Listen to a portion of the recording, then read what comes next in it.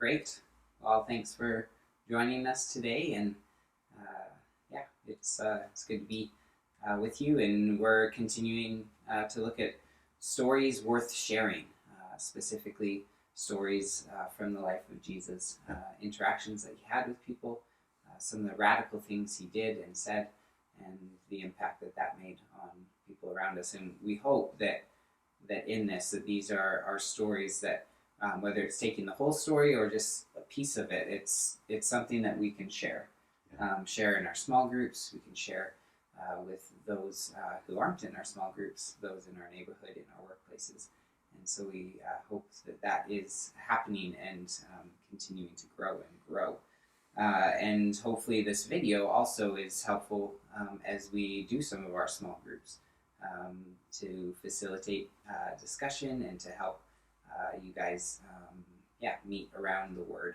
And so we're not going to preach a whole sermon out of here, but we are going to pull out a few things. And also just to say, we have baptisms this Sunday. So if you're watching this on Sunday morning and you live in Vernon, if you live in Paris or somewhere else, you probably will struggle to make it. But if you live locally and want to come to Paddle Wheel Park and join us, we have about 10 people. Nine. About 10. About 10. 9 is about 10. Getting baptized at the beach, and so that's super exciting.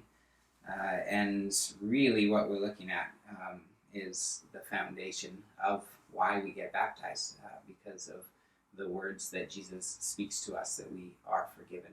And so, we're going to be looking at the book of Luke in chapter 7. We're going to be looking at verse 36 on to verse 50. So it's a little bit longer, but you can take a moment now, take a read through that passage. And if you're with someone watching and you want to kind of share what stands out to you as you read through here, then take the time to do that. And whenever you're ready, come back and join us.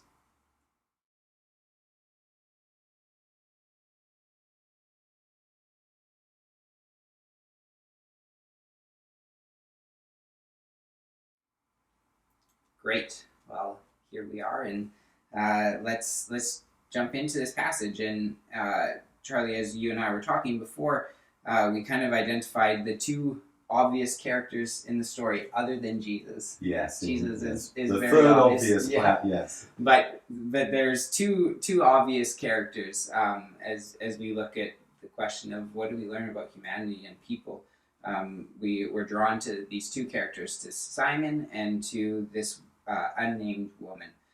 So what specifically, Charlie, as you look through this passage, what stands out to you about Simon? What strikes you? What do you learn about humanity and people and through looking at him? Okay. There's some obvious things from the story. His name is Simon. He's a Pharisee, a very religious man, very sort of caught up with the keeping of the law, the keeping of the traditions. I mean, very much caught up with that. So there's those obvious things. Yeah. And that he has invited Jesus to his house to eat. Mm-hmm. And then the story unfolds. But reading between the lines and understanding something about first century Israel, Judea, there are other things that maybe don't come across with our understanding from where we are, 21st century Canada. Right. So I want to say a few things of those. Sure, that'd be great. So this invitation that Simon gives to Jesus, he invites him to come to eat at his house. And in first century Judea and in the Middle East even today, that is loaded with obligations. To invite someone is to obligate yourself to be thoroughly hospitable and thoroughly honoring of that person. And the things that the woman did of the three things of, washing Jesus' feet, of kissing him, of anointing his head. All of those things would have been an obligation on the part of the host, especially if there'd been this very clear invitation. If it was just someone who popped by, well, maybe not. But if you've invited someone, there is this obligation. Yeah. And again, the nature of society out there, it's not like our homes where there's a front door and you open it and a few people come in, you close it and that's it.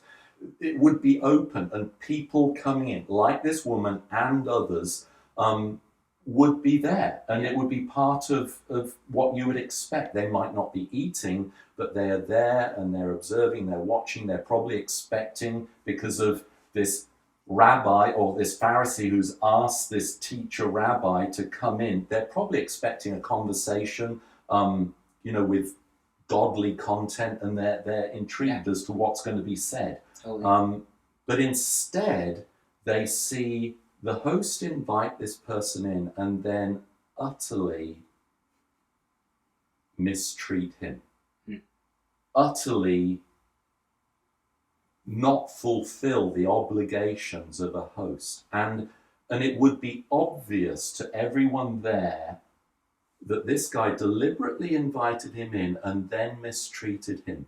It would be full of what is going on, that the atmosphere would be there. And so this Pharisee, it becomes clear Simon has already judged Jesus. He is not inviting him because he really wants to give him a good meal. He's invited him to test him. He's judged him, and he continues to judge. Different than Nicodemus, eh? Very different. And we say Nicodemus because that was last week or the week before. Yeah, a couple of weeks ago. This guy he's judged him, and he continues to judge it. And he judges the woman. This guy has set himself up as someone who is confident in himself and judging others. And he's probably confident, I'm just checking a few things I've jotted down, he's probably confident that everyone else in the room shares his opinion. And even when Jesus says to him, Simon, I've got something to say to him, when he says, say it, teacher, or however it's put in your translation that you've read, that is probably veiled sarcasm when he says, teacher, say it, teacher, because he knows, especially as what has transpired, that here is this woman who's been at Jesus' feet. He's already said in his heart, if Jesus was a real prophet, he would know what kind of woman. And then Jesus says, I've got something to say to you, Simon. And it would be like, yeah, okay, say it, teacher. We don't know the exact wording, but it's these sorts of things that would be going on. And then Jesus saying to him, and I'm going to finish with this little bit, but Jesus then saying to him, when he's asked the question, who loves more, the one who's been forgiven 500 or the one who's been forgiven 50? And the Pharisee Simon says, well, I suppose the one who has been forgiven more. And Jesus says, you've judged correctly here. And it's almost like Jesus is saying, you've made lots of judgments. This one is correct. The other judgments you've made, not so much. So that's my opening sort of statements about Simon the Pharisee. And it's interesting as well, we said how Luke actually tells us the name of this person. It's very personal. It's not talking about Pharisees in general. Like you said, Nicodemus, who was a Pharisee, wasn't like this. No. But this one is loaded with judgment and is looking to trip up Jesus. Yeah, it's good because it sometimes when we read through passages quickly, we can miss these nuances. And so it's definitely helpful. It adds understanding to what's going on here. So like we said, we have Simon, and then the other person isn't named. No. So Luke goes out of his way to name Simon, but it's interesting how he doesn't name this woman. He just calls her a woman. It's interesting that it tells us that she hears that Jesus is going to be dining at Simon's house, and so she goes there to meet him, And again, like you said, we don't know exactly what that looked like. Was she in the crowd that was watching? Was she around a corner, observing from a distance? We don't exactly know all that happened, but at some point, and quite possibly what she sees happen is that, like you said, Simon totally disregards Jesus, dishonors him, and she realizes that in many ways this is a setup, and Simon has a purpose to dishonor Jesus, and to lift himself above. And so she comes and she gives Jesus, like you said, she washes his feet and kisses his feet, and anoints his feet with perfume. And in the past, I've always looked at this passage and thought, wow, like the really amazing thing of this passage is that she gives this expensive perfume and gives it to Jesus, puts it on his feet, not even on his head. And I think that's true, and it is really striking. It's significant. But as I read through it this time, what I felt like God was highlighting to me was that she gives something even more precious, and what I think what she gives and is willing to let go of is the fear that is wrapped around, the shame that is wrapped around her old life, and understanding that back then a woman who most likely, I mean, most people, we don't know exactly, it doesn't say. I think Luke intentionally probably spares the details, but most likely, most commentators agree that this woman was most likely a prostitute. And in that culture, that was extremely shameful. And often, if you were caught, or it was discovered that you were a prostitute, you were killed.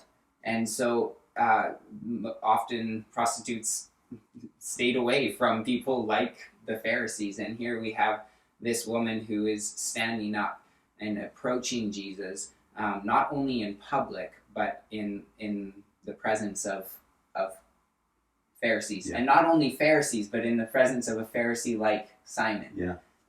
Who she probably knew and had observed how he was and how he acted.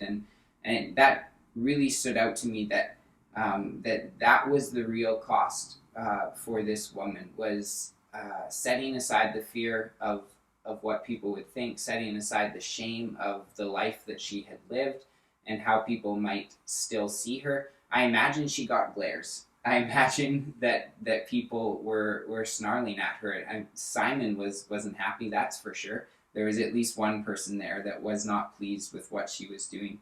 But yet she did it anyways. And I think why she did it was because she observed, quite potentially, she observed how poorly Jesus was treated, and she knew that he deserved better than that. And so she gave what she could give, and served Jesus in a really radical and powerful way. And I've just been thinking about that in my own life, how I can at times hold back from giving what Jesus deserves, giving him the love, the service, the life, my life that he deserves, because of a fear of what others in the room might think, of what others in the room might expect of me. There was lots of expectations that people had of this woman, but she didn't let any of them hold her back from giving Jesus what he deserved. Yeah. And that's really beautiful. I don't think Jesus was overly impressed with how great the perfume smelled or how costly it was. Yeah. I think he was impressed with her heart. Yeah. That she, like he says, she loved me well. She loved much. Her love has overflowed in what she has done for me. So yeah, amazing woman. And we, not until eternity, we won't even know her name. Yeah. But yet Jesus honors her in such a powerful way. Yeah. It's remarkable. I mean, just picking up on a little bit of what you said, if we understand the culture, it's so very, very different from 21st century Canada. But if we understand the culture, it would have been an open room, no front door that's locked. So, and it would be understood that, yes, there'd be people who come in and eat, and there'd be other people like this woman, but others who could come in and just observe and listen to conversation and sort of be honored by even being allowed into the presence of the home. But everyone will have known that Jesus was deliberately being slighted, having been deliberately invited in, and then not being given the normal treatment of honouring. And of all the people there who would have noticed that, only one person did anything about it. Right. And that's remarkable.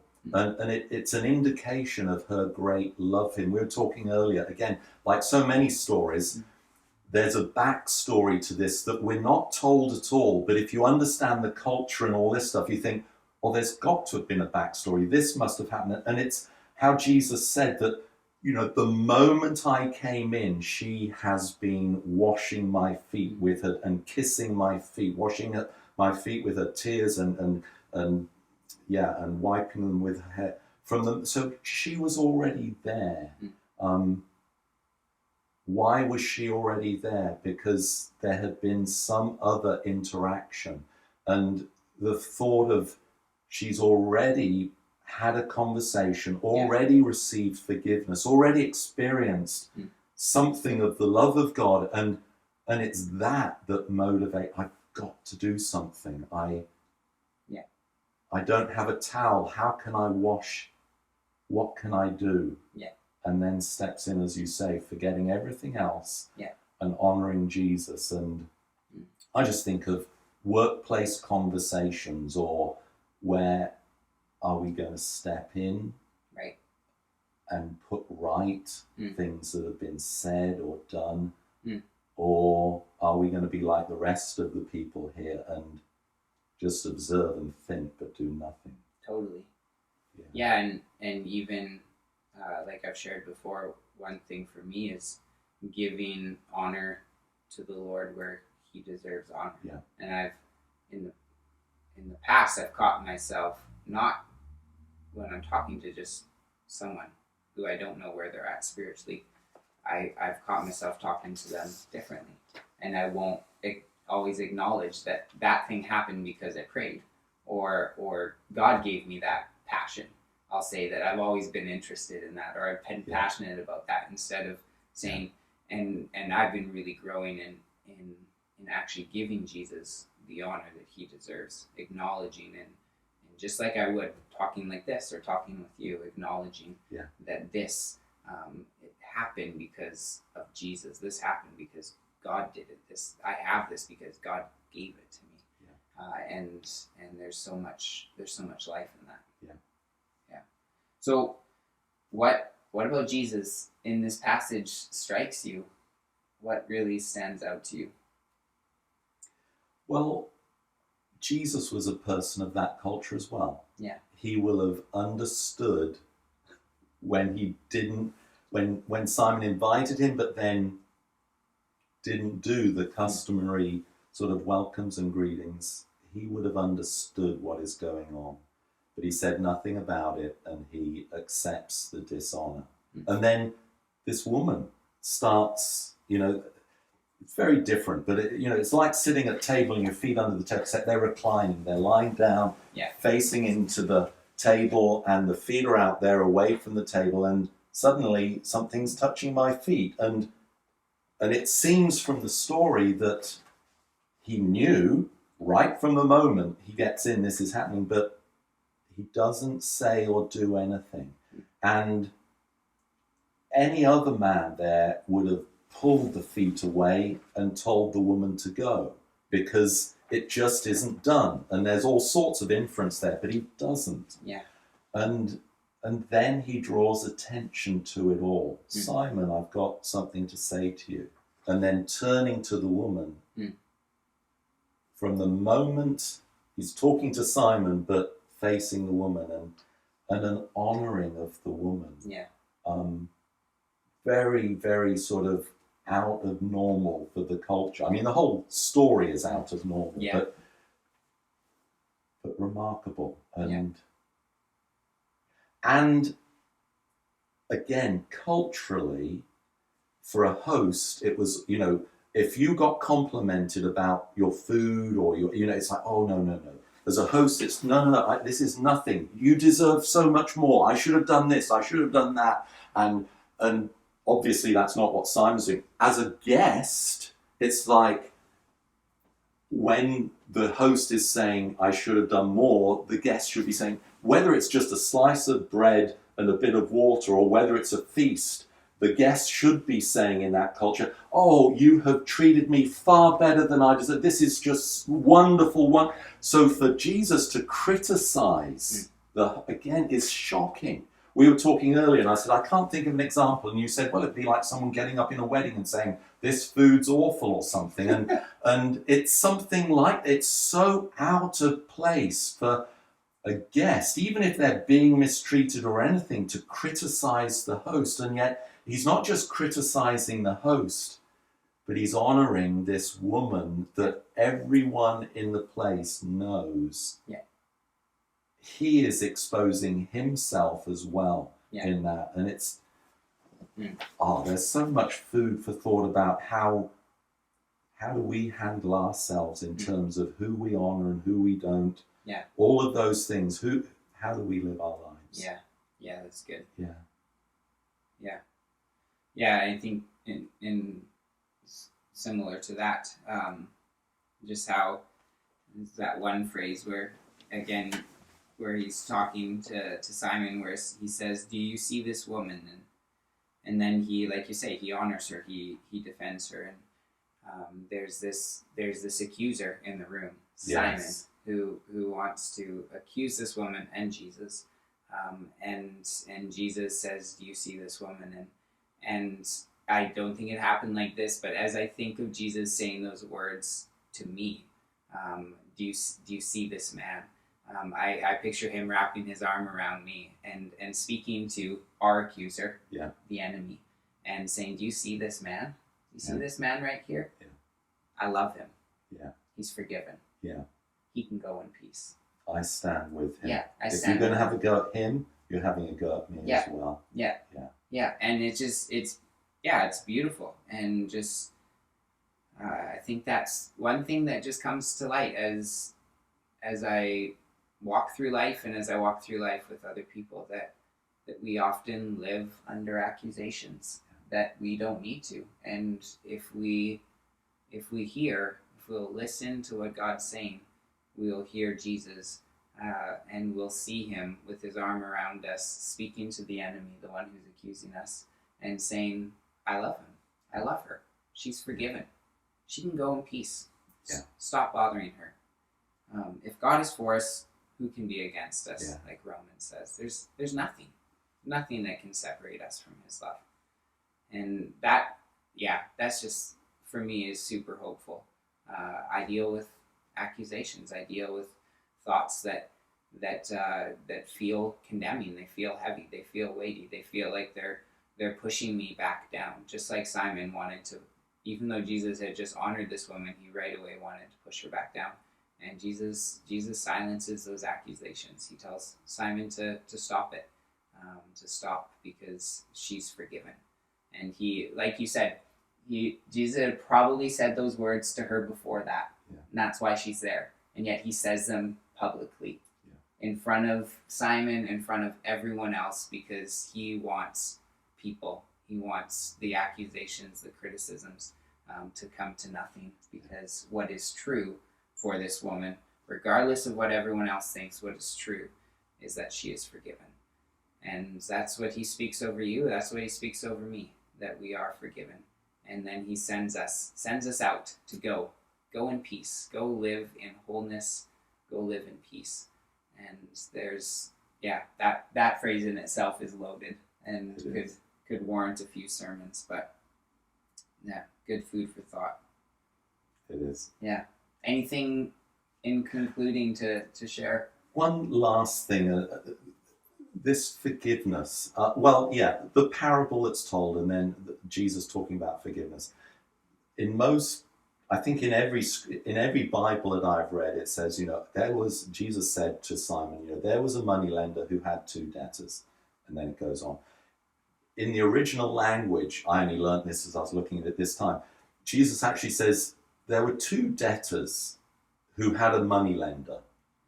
And it spoke to me differently of Jesus speaking to, I mean, clearly, with hindsight, reading to the end of the story, he's really referring to Simon and this woman, but he's lumping them together.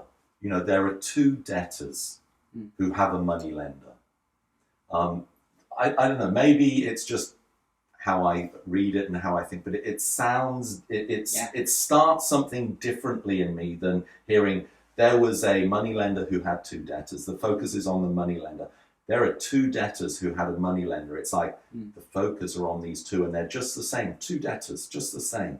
One owed a bit more than the other, quite a lot more. And then the words for forgiveness here, it's he graciously forgave. And then when it starts talking about sins being forgiven, when Jesus says, you know, this woman, because of she's loved much, her sins are forgiven. It's a different word. It's about having them driven away. They're sent away, and these sins have been sent away. And it made me think of, here is this woman who has had much sins sent away, and so she loves much. And here's this Pharisee who has much sins, but just a little of them has been sent away, and so he only loves a little. And it gave me pause for thought to think, it's not that Simon had only a few sins to be forgiven, but it's that he only had dealt with a few. And again, it gave me pause to thought of what is there in my life? What is there in our lives? Well, actually, totally me. What is there in my life that I need to give to the Lord that would make that love happen? To understand that, I've been forgiven this and this and this. And I was talking to someone earlier this week to do with baptism, and we're talking about sins, and I wanted to, I asked him whether he understood about sin, and he nodded his head very quickly and was, I know that there was all these things, and there was a joy and a peace and on his face, on his countenance, and I thought, this person understands. And reading this, it makes me think the same thing.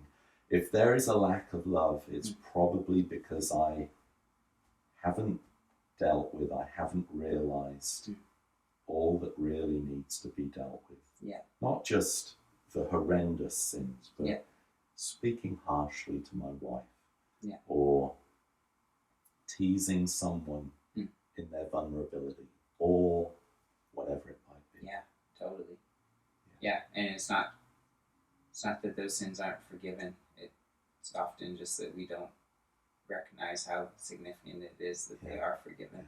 And you're right, sometimes it's stuff that actually needs to be forgiven.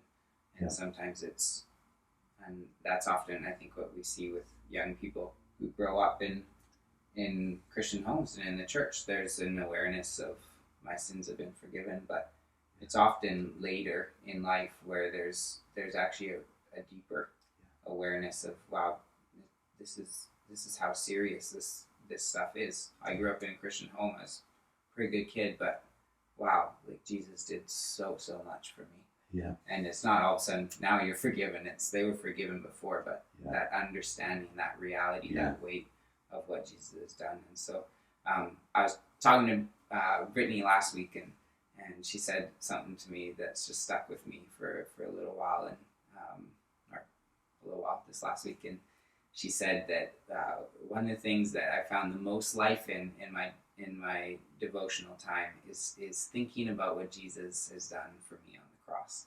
And if there's one thing that brings the most joy, the most perspective, the most help to my life, it's thanking the Lord for what He has done in forgiving my sins, and that's just so true. Returning to just the foundational work of Jesus brings joy, brings peace, brings love and service to Him, and helps us love one another, and helps us love the world around us also. So we hope and trust that there's something to share here with friends, with family, with neighbors, and even just ask the Lord, how can I share this story? This is a good story, Jesus. How can I share this story with someone this week? And then look for opportunities, and also look for those people in your life that have ears to hear what God has done. So bless you guys, and have a good week, and we'll see you next week. Yeah. See you.